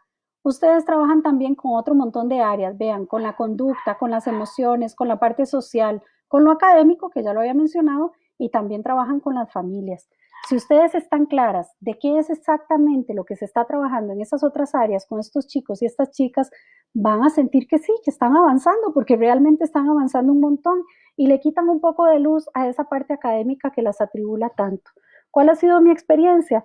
Bueno, los chicos que nosotros vemos que van a llegar, que nosotras como maestras ya sabemos que tienen la capacidad para, yo qué sé, para aprender conceptos, para desarrollarlos, van a aprender los conceptos y los van a desarrollar en el momento que sea el momento de ellos. Entonces, nosotros sembramos, nosotros fertilizamos, ¿verdad? Hacemos todo para que la tierra sea fértil, hacemos todo para que las semillas estén ahí, les ponemos suficiente agua, suficiente luz y suficiente sol, y cuando ellos están listos van a germinar, y cuando ellos están listos van a crecer, y cuando ellos están listos la cosecha la va a recoger muchas veces la profesora de segundo, de tercero, de quinto grado o hasta de octavo. En esto a mí me gusta mucho contarles una historia cortita de una profesora que tenía yo que la quiero mucho, Ana Lorena se llama, de primer grado, que siempre los chicos que no leían y no escribían, ella se atribulaba mucho, y a mí me tocaba seguir trabajando con los chicos hasta que se hicieran más grandes. En cuarto grado yo escogía siempre un estudiante que ella se hubiera sentido así como se sentía, y sacaba una redacción y me iba para donde ella, Ana Lorena, vea, le traigo esta redacción, quiero que la lea, adivine quién es. Y ese nivel de ese chico ya estaba nivelado, ya había llegado a sus cosas, y ella se daba cuenta que sí, que todo lo que hizo en ese primer grado, tal vez ella no vio los frutos, pero que eso que hizo ella le permitió a este chico en cuarto grado poder tener un buen nivel de lectoescritura y poder llegar a lo que tenía que llegar. Ellos sí van aprendiendo, van mejorando, van logrando un montón de cosas en sus términos. Entonces hay que conocerlos, hay que quererlos un montón y hay que acompañarlos en este proceso de crecimiento, no forzarlos a que crezcan como uno cree, como uno quiere, como uno esperaba, sino acompañarlos. Es una población fascinante, de verdad que uno aprende muchas cosas cuando se atreve a escuchar, cuando se atreve a ver, cuando se atreve a entender. ¿Cuántos chicos no me han dicho a mí, es que, profe, yo pienso en números? Y yo, ¿cómo pienso en números? ¿Qué es lo que tiene usted? ¿Cómo? Sí, sí, profe, es que a mí se me van como caminando los números en la cabeza y así yo voy armando. Y si una persona se enoja, yo veo tal número y entonces ese número se convierte en tal otro. Imagínense, eso, ¿cómo se lo va a imaginar uno? Muchos chicos que piensan en colores, que piensan en figuras, que analizan, que procesan cosas tan fascinantes que tenemos que escuchar, tenemos que aprender y tenemos que disfrutar también esta neurodiversidad, este montón de posibilidades, este montón de cabezas, montones de formas de pensar y de aprender, tratando de limitar lo más posible la presión, la angustia, estas expectativas con ellos, decirles que no van a poder, que no van a alcanzar las cosas. No, no sabemos porque no estamos en sus cabezas, no sabemos cómo están procesando las cosas. Hay que ver cuál es el camino que van a elegir ellos, y ellos van a estar bien siempre que exista un montón de cariño, un montón de amor. Vamos a ver algunas preguntas antes de despedirme, Marta. Ok, hablaron, trabajaron toda la parte visomotora. Marta, si quiere, se comunica conmigo, por ahí quedó mi correo y yo le puedo mandar algunos, no sé, pueden ser algunas recomendaciones, algunas personas que le pueden ayudar o podemos conversar un poco más profundamente de las dificultades. Él tiene 20 años, imagínense, pueden ser dificultades de un montón de índoles, también puede ser un asunto como social, yo qué sé, de enamoramiento, de ira. Si quiere, se comunica conmigo, hablamos específicamente más o menos qué es lo que le preocupa y a ver qué podemos hacer para acompañarlos. Ay, no crean que no es para dar cita y cobrar, ¿verdad? Ya yo no estoy dando citas menos cuando estoy dando charlas.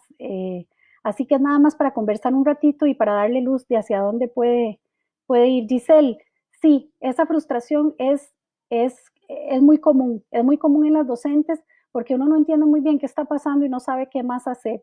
Y a veces las crisis sensoriales de estos chicos son tan seguidas y algunas conductas que uno no sabe cómo manejar son tan pesadas en general que de pronto nos agotamos. Hay estrategias para trabajar las diferentes cosas. Póngale mucha luz a las otras cosas que hace usted. Póngale mucha luz al proceso de sociabilización, al proceso de manejo de emociones, al proceso de las conductas. Eso que usted le está dando a ese estudiante, ese montón de regalos que usted le da cotidianamente tienen un valor enorme y tienen un valor mucho más allá de lo académico.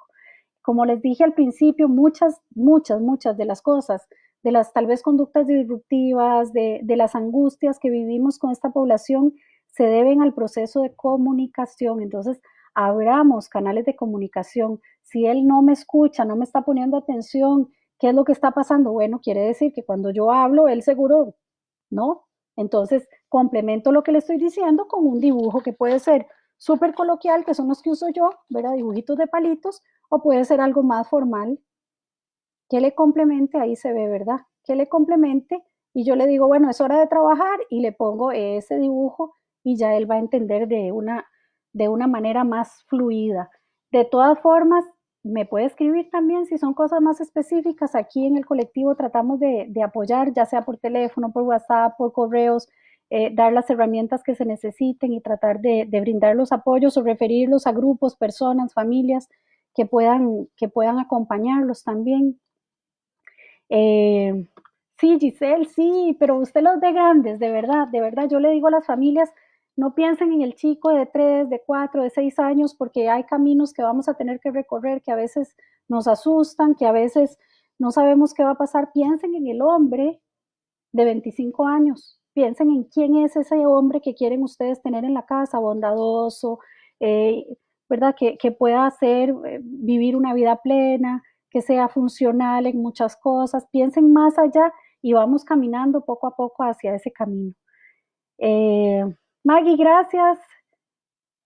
Wag, vamos a ver, yo pensé que ahí es mi primer video en Facebook, entonces no sé si la información está por ahí. Mi correo de la UNED es jceledonp@unedaccr, pero por ahí tiene que venir y si no, igual ahí mi nombre de Facebook es mi nombre, Jimena Celedón Pérez, ahí me pueden buscar, me piden amistad y me preguntan cosas en el Messenger y yo ahí los voy dirigiendo, les voy dirigiendo. Ah, véalo, ahí está.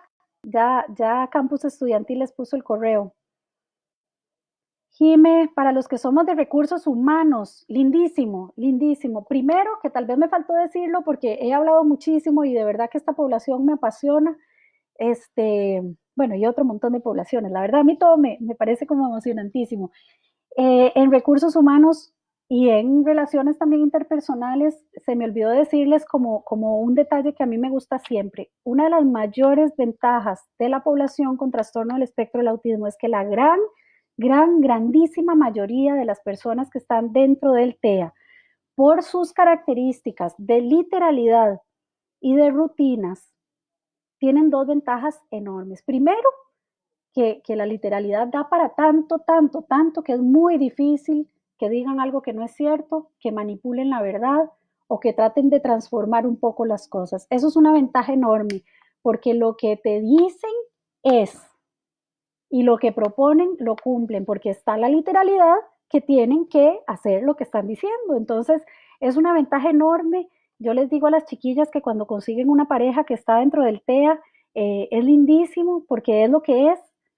Cuando le dicen a uno que sí, que están contentos, cuando dicen llego a tal hora, salgo a tal otra, pues ahí están, yo me encargo de tal cosa, pues ahí está, es una confianza lindísima, es una forma lindísima de tener una relación transparente, abierta y totalmente honesta. Eh, por otro lado, hay que tener cuidado con lo que les preguntamos, ¿verdad? Porque si yo me visto y me paro frente a mi pareja que está dentro del TEA y le digo, mi amor, con este vestido me veo gorda, bueno, van a ser total, completa y absolutamente sinceros. Entonces, escojamos también las preguntas. Y en recursos humanos eso es súper importante. Es una población que es muy confiable en términos de sinceridad, honestidad y de cumplir con lo que están ofreciendo que van a cumplir. Yo esta semana voy a trabajar yo no sé cuántos folios, yo esta semana voy a hacer tal cantidad de expedientes y se cumple, porque es una población muy enfocada en ser sinceros, honestos y hacer lo que dicen. Y otra de las ventajas es esto de las rutinas también. Es muy difícil tener trabajadores con trastorno del espectro del autismo que lleguen tarde o que se vayan temprano o que agarren un recreo más grande o un receso más grande del que está asignado. Entonces es ¿verdad? Una confiabilidad lindísima. Eh, Vamos a ver, debemos capacitar personas con TEA, de ser lo más concretos, sinceros y directos posibles. Si nosotros en términos de capacitación necesitamos que la persona haga algo, se le dice concretamente, no me voy por las ramas, no uso el sarcasmo, no uso, ¿verdad?, hipérboles, no, simplemente se necesita que conteste el teléfono de tal forma, que diga tal cosa, si pasa A, vamos por B, sin mucho adorno, sin mucha cosa, sino directamente qué es lo que se necesita y eso genera una enorme funcionalidad de verdad que es lindísimo. Igual estoy para servirle. Bueno, los procesos de capacitación efectivos e inclusivos, me parece que la población con TEA requiere ¿verdad? Ciertos ajustes, pero la inclusión es mucho más allá. De hecho, estaba un poquillo como yo, un poquillo no sé, como pensando cómo hacemos para poner interpretación en estos videos, poner un intérprete del ESCO ahí en una esquinita, eh, pero yo pienso que en general toda la población que tiene distintas condiciones, ya sea de discapacidad o algunas otras condiciones, lo más seguro, lo más fácil y lo más directo es preguntarle a la persona que está en la capacitación o que va a venir a la capacitación cuáles ajustes requiere o si tiene algunas recomendaciones. En el caso del TEA es un espectro tan amplio, tan amplio, tan amplio que nos podemos encontrar personas que digan absolutamente ningún ajuste o personas que requieran un asunto en la iluminación, por ejemplo, o personas que requieran tener los audífonos puestos o muchísimas cosas que uno que se va a imaginar, porque como gustos colores, entonces hay que preguntar. Simplemente uno dice, bueno, chicos, ¿tienen alguna condición o algo que tengamos que tomar en cuenta? ¿Requieren algún ajuste? Todo súper abierto y súper directo y sobre todo en esta población va a ser más fácil. PS Alberto, qué dicha, porque siempre necesitamos más manos, más gente que se sume. En estos 2 años hemos trabajado directamente con el programa, con más de 100 familias en cursos de 40 horas, con doctores, con profesionales de la educación, eh, y tenemos ya muchas redes de apoyo formada, podemos trabajar en eso, podemos trabajar en materiales didácticos. Eh, búsquese el manual de Karen Rodríguez en el CENAREC. Ahí hay una revista también que explica muy bien la condición y lo que se necesita. Y materiales didácticos, todo lo que sea concreto, que se pueda agarrar, que se pueda ver, que se pueda contar, pesar, abrazar, sumar, sostener. Rosa, ja, definitivamente el regaño no está funcionando. En esta población hay chicos y chicas que son más típicos, digamos, que yo puedo, y esto fue uno de los retos más grandes a los que me tuve que someter como mamá y como maestra. En esta población no hay premio y no hay castigo que convenza, definitivamente, ¿verdad? Yo le podía decir a un estudiante, te doy recreo extra, no, porque el recreo es a la hora que es. Te, te doy un sticker, no, porque no hice mi trabajo en el tiempo. O sea, ahí no hay algo como que los motive a tener un premio especial, ni tampoco que si yo le digo, bueno, entonces te quedas sin recreo, que es prohibido, pero bueno, si alguien lo dijera, ellos también, bueno, de ahí me quedo sin recreo. No vas a tener postre, bueno, ok, no voy a tener postre, ¿verdad? Como que de esa forma no funciona. Con premios y castigos no funciona igual. ¿Qué funciona? Rutinas establecidas que les den seguridad. Cuando uno logra instaurar esa rutina, cuando uno logra tener esa rutina bien puesta, ellos en automático van a ir cumpliendo con las cosas que nosotros necesitamos que vayan cumpliendo para vivir una vida plena. Que si les toca recoger los trastes, que si les toca hacer tareas en las tardes, si les toca poner la lavadora, que bueno, ya ahora las lavadoras son automáticas, entonces los chicos pueden apoyar en eso. Cuando nosotros tenemos esa rutina, ellos empiezan a cumplirla con mayor soltura, ¿verdad? Sin tanta resistencia. Cuando no hay rutina y a mí de pronto se me ocurre que hoy le toca lavar trastes o que mañana necesito que recoja o algo así, es más difícil y sí hay mucha mayor resistencia. Si tienes 5 años, imagínese, hay muchísimas cosas que se pueden hacer eliminando los regaños, simplemente se hace una rutina, si se puede usar los pictogramas que tengo por acá, se pueden poner en orden y decir, bueno, una vez que se baña, después se lava los dientes y después puede ver un rato de YouTube, por ejemplo. Entonces la chica ve, ya hiciste esto, sí, ya hiciste esto, sí, entonces vaya esto. Ya ahí está, yo no soy la que le digo, ni no le digo, ni le pongo, ni le impongo, ni nada. Ahí está, esta es la lista de cositas que vamos a hacer, vaya y las hace cuando pueda y como pueda, y cuando ya termine eso, pues puede llegar a esto. Así como muy, muy cuadrado, muy estructurado y muy concreto. Igual podemos comunicarnos, ¿verdad? Ahí puede llamarme y hablamos un ratito más de cosas más específicas, porque además el TEA en mujeres es diferente y es fascinante también, es un poco diferente las conductas, las necesidades, entonces hay que tener en cuenta también el género y eso fascinante también, de verdad que hay mucho que estudiar y mucho que aprender, me encanta. Los pictogramas buenísimos, hay una página que se especializa en eso y que los tiene gratuitos y libres, que se llama Arasac. Se las pongo ahí como 30 segundos, a ver si se ve. Esa, Arasac, A-R-A-S-A-C. Ahí, bueno, ya vieron ese que puse yo ahí, que tal vez no era lo más recomendable para un Facebook Live, pero ahí hay un montón de pictogramas y los pictogramas tienen una estructura muy específica que se arma a través de estudios que se han hecho con esta población. Entonces, el cierre visual de colores específicos, el tipo de figura que la población comprenda con mayor facilidad. Pau. Ay, muchísimas gracias, Pau. Muchísimas gracias. Rosa, inclusión al sistema regular. Bueno, yo hice un videillo por ahí que todavía no ha salido en cuestiones de esto que está pasando, del aislamiento social, de tener que quedarnos en la casa. ¿Qué le dije yo a la población de chicos con TEA? Si las rutinas escolares y los trabajos escolares van a ser parte de una rutina exitosa y de algo que le va a dar seguridad a sus hijos y a sus hijas, perfecto. Como les dije al principio, levántense a las 6 de la mañana, todo el mundo se baña, el que quiere se pone uniforme de la escuela si le da más seguridad, se siente en un espacio específico que va a representar un poco la escuela, que es una mesa que no es la misma de comer, y empezamos el trabajo escolar y eso le da seguridad porque le da rutina y porque lo mantiene en el proceso que ya venía. Si eso va a ser una batalla campal, no vale la pena. No vale la pena porque entonces termina causando resistencia en un montón de cosas. Eso sí, que el que ella esté resistente a esto no sea tampoco una excusa. Hay que ver realmente qué es lo que está pasando. Si no las quiere hacer es porque hay algo que no está funcionando en esa rutina, hay algo que le da inseguridad, hay algo que la desbalancea, hay algo que le mete mucha carga sensorial y hay que revisar qué será para cambiarlo.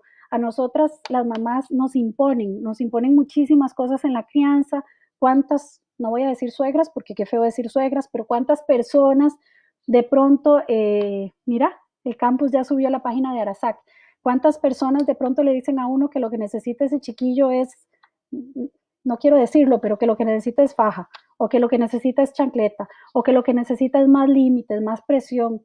Esta población es distinta, esta población no se puede criar como se crían, ¿verdad? Los chiquillos de la antigüedad, que tampoco, los chiquillos típicos ahora se pueden criar así, primero porque es ilegal y después porque para nada no funciona, pero esta población es distinta, no nos pongamos a meternos pesos de cosas que son innecesarias, de que los primos ya están leyendo, de que el hermanito ya va al baño, de que el otro ya logra decir no sé cuántas palabras. Esta población es distinta, tiene su espacio, tiene su ritmo y tiene su forma.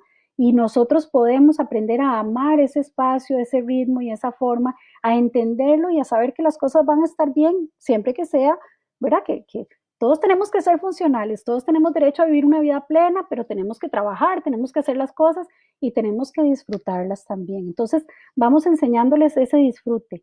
Me fui por las ramas y, a ver, inclusión al sistema regular. Yo les puedo dar algunas recomendaciones como esa, de armar las rutinas, tener el material ahí. Lo que más funciona con los chicos que yo conozco es que la mamá o el papá o la persona que viva con ellos esté trabajando también.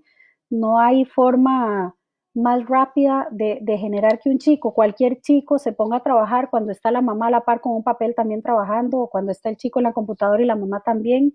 Eso, digamos que genera un ambiente de trabajo y eso ayuda. Con esta población a veces ni se fijan en lo que uno está haciendo, entonces tiene que ser un proceso más dirigido.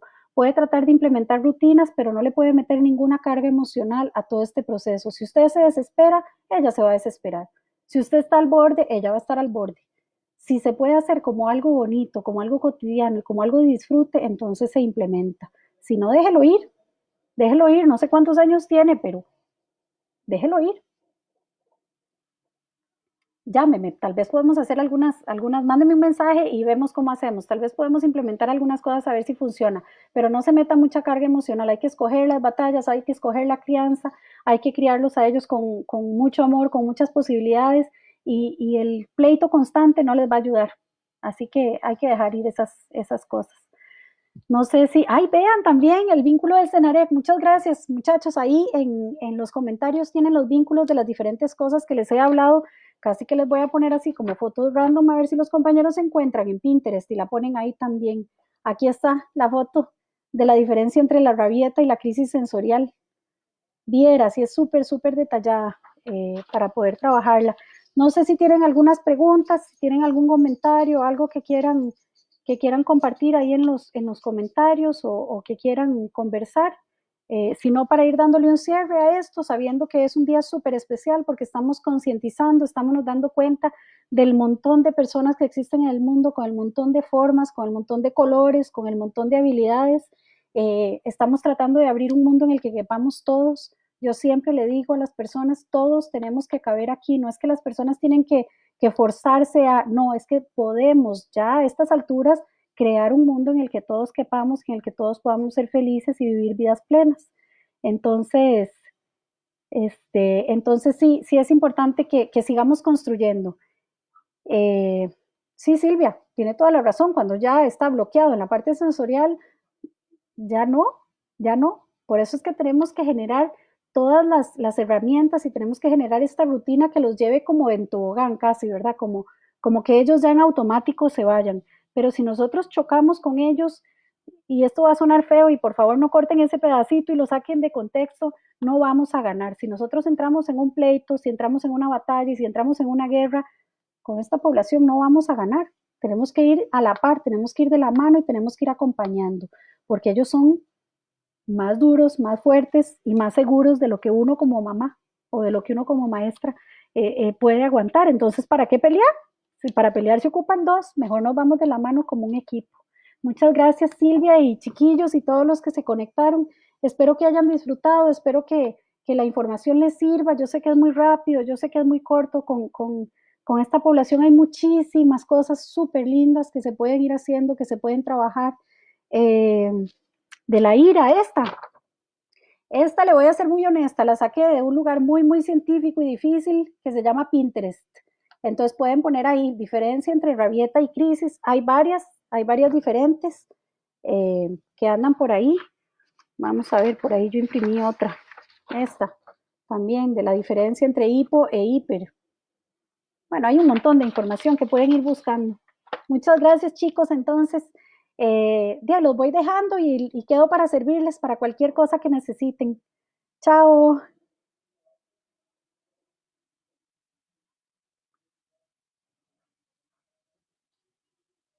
Uy, Pau.